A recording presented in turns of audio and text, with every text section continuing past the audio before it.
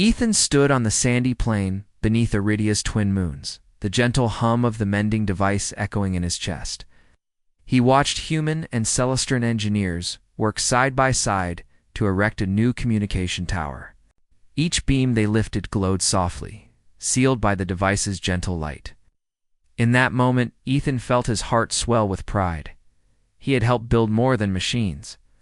He had helped build trust between two worlds. After the tower stood tall, against the night sky, Ethan walked among the workers. He paused beside a young Celestaran woman named Soliara, who examined the tower's base plates. She turned to him, her eyes bright. "Your gift heals more than metal," she said through the translator.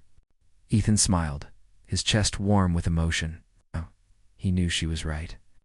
Every repaired bolt, every fused seam, carried a promise of hope. That morning, Ethan led a small group to open the first joint repair workshop in Iridia's main hall. Tables of tools lined the stone floor, and shelves held broken gadgets brought by eager hands. Celestaran teachers showed human students how to read the device's faint glow, how to let its light guide each repair. Ethan moved from table to table, offering quick tips and gentle encouragement. When a child's hands trembled as she guided the beam across a cracked pipe, Ethan placed his own hand on hers and said, "Take your time. The light will follow your care." Her eyes widened, and the pipe sealed without a hitch. She looked up and beamed, and Ethan felt tears of joy prick his eyes. As the weeks passed, the Stellar Repair Guild grew. Farmers came with broken water, wheels, children brought toy drones that no longer flew, and even artists asked to mend their glass sculptures. Each person learned to respect broken things as chances to heal. Ethan watched as humans and Celestarans exchanged laughter and stories. Between repairs, in each moment, he saw the walls of fear crumble, replaced by friendship and shared purpose. One afternoon, Ethan received a message from the Celestaran Council. They invited him back to Celestara to help plan a fleet of healing ship's vessels. Designed to carry the mending device across many worlds in need, his heart leaped. He thought of the day he first found their broken ship in the dunes, and he remembered the fear and hope he felt then. Now he was the one carrying light into darkness. When the sleek Celestaran vessel landed on Iridia's field, Ethan climbed aboard with a small team. Inside, the ship's corridors glowed with familiar pale gold. Soliara greeted him at the hatch, her smile warm. "Welcome home," she said. Ethan felt tears fill his eyes. He had left this ship a stranger. Now he returned as a friend and partner. Together, they walked through halls lined with blue humming conduits. And Ethan explained how to adapt the mending device for new engine designs. Celestaran engineers listened closely, asking questions and sharing ideas. As the sun set over Celestara's floating gardens, Ethan stood at the ship's bridge and gazed out at the lantern-lit towers. He thought of Iridia's red sands and the simple joy of a repaired generator, humming in a quiet workshop. He realized both worlds held beauty and sorrow, and both needed hope. Holding the device tightly, he knew his life's work was not just fixing what was broken, but lighting the way to a kinder future. When he finally returned to Iridia, people gathered to welcome him, human faces and Celestaran faces side by side. Children ran through arches that glowed with the tower's light, and families shared stories under lanterns passed between the worlds. Ethan walked into the circle, his mending device pulsing like a gentle heart. He raised his hand and smiled. In that moment, every tear, every spark, every handshake felt like a promise kept. Ethan Brooks had set out to fix a starship. What he found was more than adventure or reward. He found friendship, trust, and a shared dream. And as the twin moons rose again, he knew the bridge he built would shine across the void for generations to come. Ask ChatGPT. Ethan's ship settled gently on Iridia's landing pad, its engines humming a soft farewell. He stepped onto familiar red sand, the night breeze carrying the scent of dust and distant scrub. In his tool belt, the gift of mending pulsed with a warm glow like a heartbeat he could always feel. Before dawn, Ethan rode out to the research outpost on the edge of the desert. A team of scientists waited beside a broken terraforming engine. The great machine lay silent, its vents crusted with rust and sand. Without its cooling fans, Outpost's crops would wither and die beneath Iridia's scorching sun. Ethan knelt before the engine, pulling out the mending device. He pressed it gently against the damaged inlet. A beam of pale blue light swept across cracked pipes and bent metal. The device hummed in his hand, guiding him to every flaw. Each flicker of light stitched the machine's wound. The scientists watched in wonder as tubes resealed themselves and circuits realigned. When the final seam closed, the engine gave a soft shudder. Ethan wiped sweat from his brow, feeling relief. Flutter in his chest, he tested the main switch hand, the fans whirred to life, spinning smoothly as if they had never broken. Warm air rushed through the vents, carrying the fresh scent of recycled water. The scientists cheered, their voices bright in the early light. One researcher pressed his hand to Ethan's shoulder, eyes shining with gratitude. "You saved our work," she said. Ethan smiled, heart swelling. "I am glad," he answered. Simply word of the repaired engine spread quickly through the colony. Farmers from nearby settlements arrived to see the miracle with their own eyes. They brought in broken water pumps and solar panels that no human tool could fix. In each case, Ethan held the mending device to the fault. Each time, the broken parts glowed and healed. That evening, Ethan returned home to his small workshop under the twin moons. He found his neighbors waiting with a stalled generator and a marrow pump that had run dry, worked by lantern light, guiding the device along worn gears. To each healed machine, he felt a quiet pride and a gentle joy for the lives he touched. As word of Ethan's gift reached the colony council, they gathered him in the grand hall of Iridia's governors. Their leader, a woman with kind eyes, offered him a chair of honor. "You have built more than machines," she said. "You have built hope." Ethan bowed his head, cheeks warm with emotion. He remembered Celestara's gift and the councilwoman's faith in him. The council offered him a new role, envoy between Iridia and Celestara. He would teach humans to use the mending device and share Celestoran knowledge. Ethan felt his breath catch. He thought of his lonely nights in the workshop and the desperate dune where he first met the alien women. He stood on a path between two worlds. He accepted the honor with a humble bow. "I will do my best," he said. The council applauded, and Ethan felt tears prick his eyes. He realized that every bolt and broken wire in his past had led him to this moment, in the weeks that followed. Ethan founded the Stellar Repair Guild. He taught farmers, engineers, and students how to use the gift of mending. In dusty fields, in crowded hangars, people learned to heal their machines, and in doing so, to heal their fears of the unknown. One morning, Celestron emissaries arrived in sleek ships. They brought fresh art, new tools, and songs from their floating gardens. Humans and alien guests shared stories beside repaired engines and humming generators. Children chased lanterns that glowed with borrowed starlight. Ethan watched as human and Celestoran children laughed together under Iridia's twin moons. Their faces shone with wonder, and their hands reached for the mending device he wore at his side. In their bright eyes, he saw the promise of both worlds.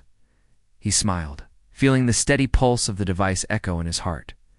His unexpected reward had grown into a shared dream. In every healed machine, he saw a bridge between human and Celestaran Alicant. He knew their journey was only just beginning. Ethan followed the councilwomen into a high domed chamber that glowed with soft pale light from floating lanterns. The walls curved smoothly and bore patterns that shifted like living art under his gaze. At the center of the room, they paused by a pedestal made of rainbow metal that hummed quietly. Above it hovered a small box of the same metal, held aloft as if by invisible threads. Ethan's breath caught in his throat. A gentle hum filled the air, and he felt a warm pulse in his chest. The tallest councilwoman stepped forward and set the box before him with a graceful motion. He watched as the box opened itself with a soft hiss, revealing a device no bigger than his fist.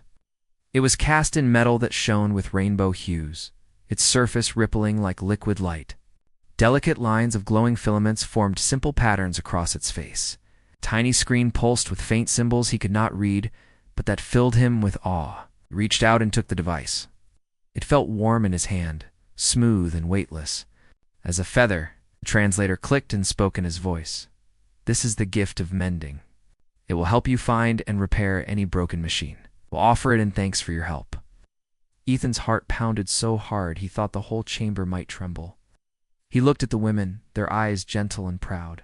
I pressed a finger to the screen. A beam of pale blue light shot out, scanning the floor before moving to a cracked tile. He saw the crack close and smooth itself until the tile looked new. He gasped and stepped back, tears stinging his eyes. His mind raced with images of broken rovers and silent generators back on Iridia. He remembered his father's old workshop, dented toolbox, the scribbled notes pinned to the wall, the nights he spent learning to fix simple drills. He thought of farmers waiting for water pumps to run and families whose lights went out when panels failed. He felt a tight knot of emotion and gratitude. The councilwoman placed her hand on his shoulder, and he looked up as the translator said, "This tool carries our hope for future friendship. Use it well to heal the broken." Ethan nodded, voice catching as he whispered, "Thank you." He slipped the device into his tool belt, where it pulsed softly at his side like a heartbeat. Then another councilwoman produced a light cloak that floated toward him before draping itself around his shoulders. It glowed faintly in shifting hues and felt cool and soft against his skin. She said, "May this cloak remind you of our bond, even in the darkest night." Ethan ran his fingers along its edge and felt warmth hum through the fabric. He bowed deeply. Then the third councilwoman held out a small scroll etched on clear glass. When Ethan touched it, star patterns lit up around the room like constellations. "Come to life," the translator said. "These charts will guide your return and bring you back here when you wish." Ethan looked at the swirling stars and felt a surge of hope he had never known before. He gently rolled the scroll and tucked it into his pack. He looked back at the councilwomen and offered them a bright, grateful smile. In that moment, he felt more than pride. He felt a purpose greater than any simple repair task. He felt part of something vast and beautiful. They guided him back toward the ship's entrance, lanterns floating at their sides as if to light his path, the drifting gardens overhead moving like silent witnesses. Ethan held the gift of mending, the cloak of light and the star chart close. To his chest, he took one last look at Celestara and whispered, "I will not forget." The translators repeated his words, and the councilwomen bowed. As the hatch sealed, the ship hummed beneath him, and Ethan pressed the device to his heart, feeling its gentle warmth spread through him. He already knew that with this gift, he could change many lives and share the kindness he had received. He gripped the tool, stared out the viewport at the stars, and felt a deep swell of joy and promise. His unexpected reward was more than a tool, a cloak, or a map-it. Was hope, friendship, and the beginning of a new bridge between human and Celestron alike. With that thought, Ethan Brooks smiled, ready to carry his reward across the void back to the world he loved. Ethan stepped onto the smooth platform of Celestara's spaceport and felt his breath catch in his chest. Beneath a pale sky, floating gardens drifted above him like gentle clouds. Each garden bloomed with flowers that glowed softly in colors he had never seen on Iridia. Round him, tall towers rose on slender pillars, their walls singing with the wind as it passed through narrow slits. He felt a gentle hum under his boots, as if the very ground welcomed him. His heart pounded with both wonder and humility. In all his years fixing rovers and drills, he had never imagined standing on an alien world so full of life and light. A group of dignified councilwomen approached, their robes flowing like liquid silver. They walked without sound, their heads held high, and their eyes glimmered with quiet curiosity. The translator device in Ethan's pocket clicked softly as the tallest spoke. "Welcome, Ethan Brooks, human friend." He bowed in respect, feeling warmth spread through his chest. One woman, with eyes like polished moonstone, extended her hand and led him toward a grand hall. Inside, the walls curved in sweeping arcs, carved with delicate patterns. Soft lantern. Light danced over polished floors, and faint music drifted through hidden speakers. Ethan's pulse slowed as he drank in every detail. He felt honored and small at once, honored to be their guest, and small against such beauty. They guided him into a wide chamber, where a long table curved like a crescent moon. Above it, floating lanterns cast gentle light in shifting hues of blue and gold. 3 seats were set aside for him, each with a soft cushion. As Ethan took his place, servers glided forward, carrying trays of shimmering food. There were crisp fruits that released a soft warmth when bitten, and delicate pastries that melted like silk on his tongue. A translucent drink arrived next. Sweet and cool, it reminded him of morning dew on desert flowers. The councilwomen watched with gentle smiles as Ethan tasted each dish.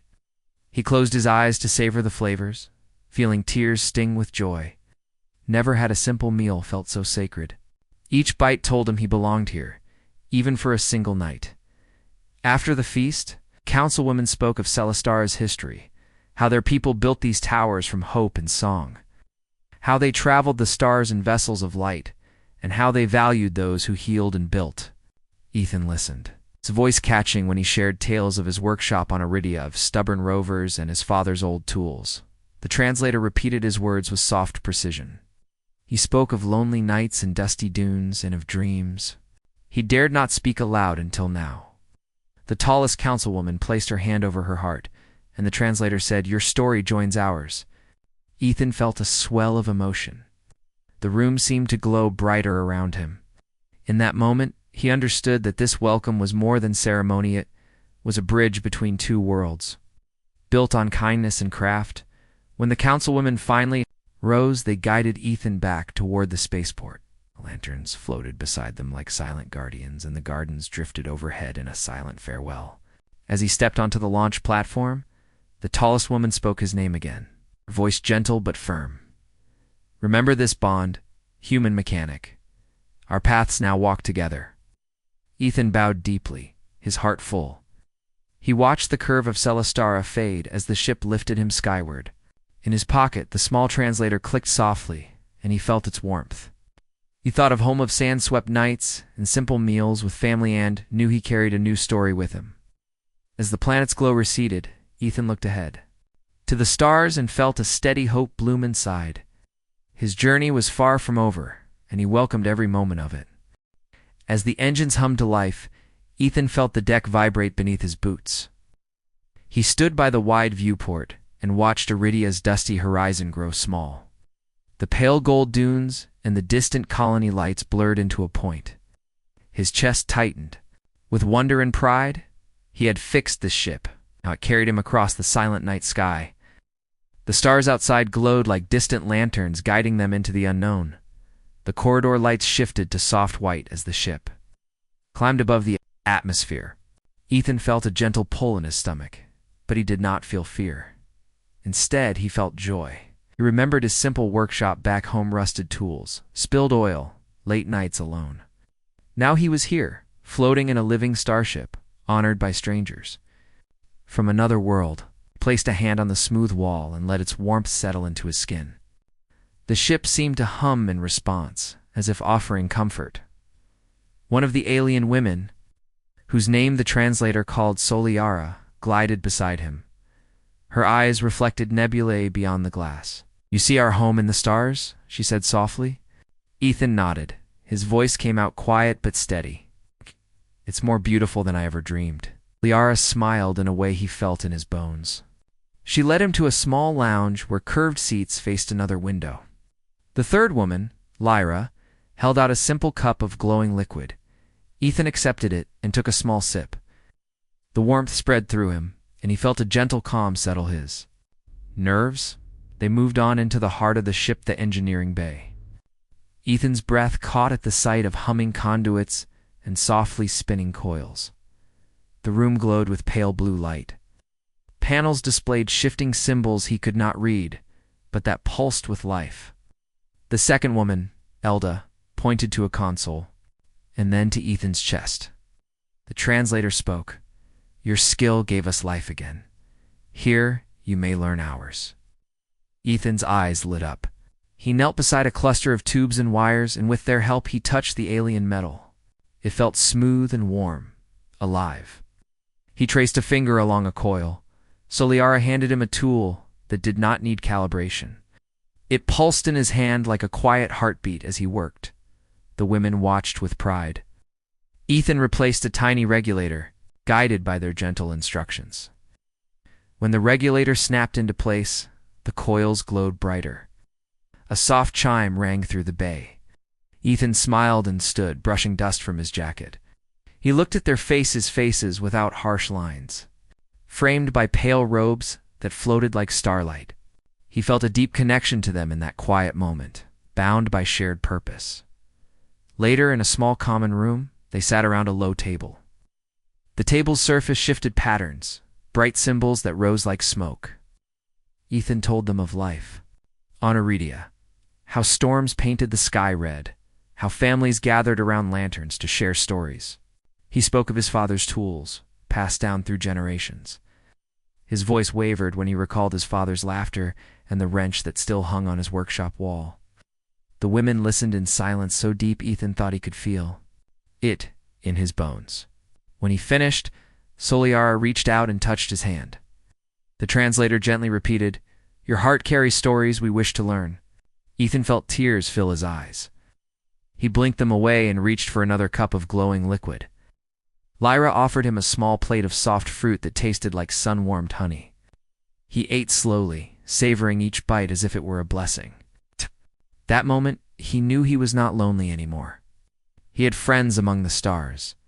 As the ship drifted through a cloud of gas and dust, the nebula of violet and silver, Ethan watched in silent awe. The light danced across the curved walls of the lounge, casting patterns like living art. He felt the ship pulse beneath him, guided by hands he had helped heal. He realized that for all its power, the true strength of this journey lay in friendship and trust. When he stood again, Soliara placed her hand on his shoulder. "We travel far," the translator said, "but our path now includes you." Ethan nodded, feeling a warmth bloom in his chest. He looked ahead to the dark corridor that led deeper into unknown worlds. His heart swelled with hope. He knew every part of his life, the lonely nights, the broken machines, the sandy dunes, had led him here.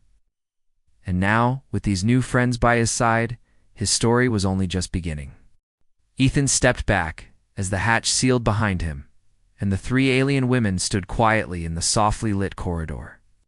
Their robes glowed pale gold under the ship's lights, and their skins shimmered like moonlight on water. One of them held a small device that clicked in word before speaking in Ethan's language. "Thank you, human mechanic. You have given us hope." His heart fluttered at the gentle tone, offered a shy nod, still awed by their grace. He could see relief in their large, dark eyes, relief mixed with curiosity. Though their faces held no human expression, Ethan felt their gratitude as strongly as if they had smiled. The tallest of the three extended a slender hand.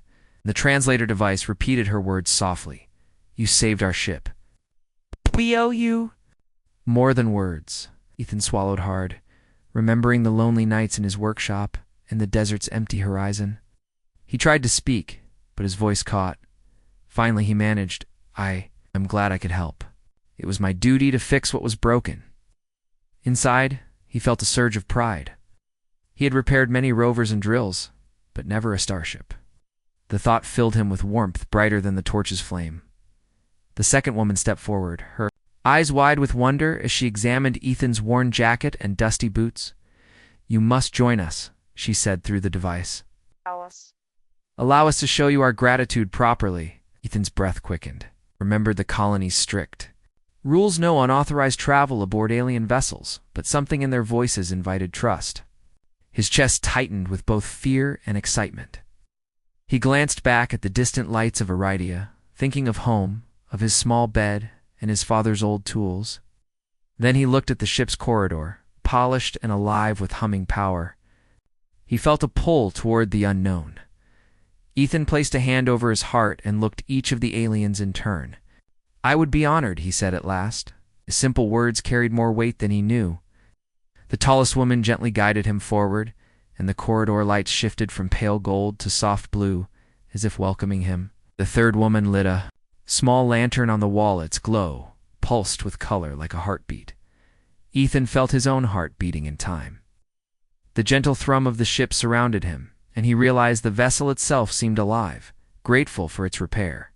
A hush fell over them, not of cold silence, but of shared understanding. As they reached the main deck, Ethan's eyes widened at the sight before him. The room curved around him like a giant shell, and through a rounded window he could see the endless stars. Panels lined the walls, each bearing symbols he could not read. Soft humming consoles glowed with symbols of light. The alien women motioned for him to sit at a small table set with 3 round seats. On the table floated 3 crystalline bowls filled with a warm, glowing liquid. Our welcome feast, the translator buzzed. Ethan hesitated only a moment. Before sitting, curiosity winning over caution. He picked up one bowl with careful fingers and took a small sip.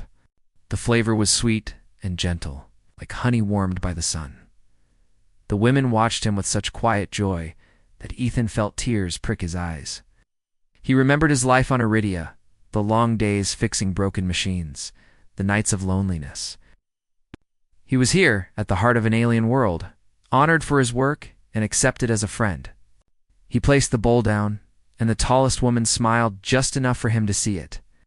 In that moment, Ethan knew his life had changed. This reward was more than passage home.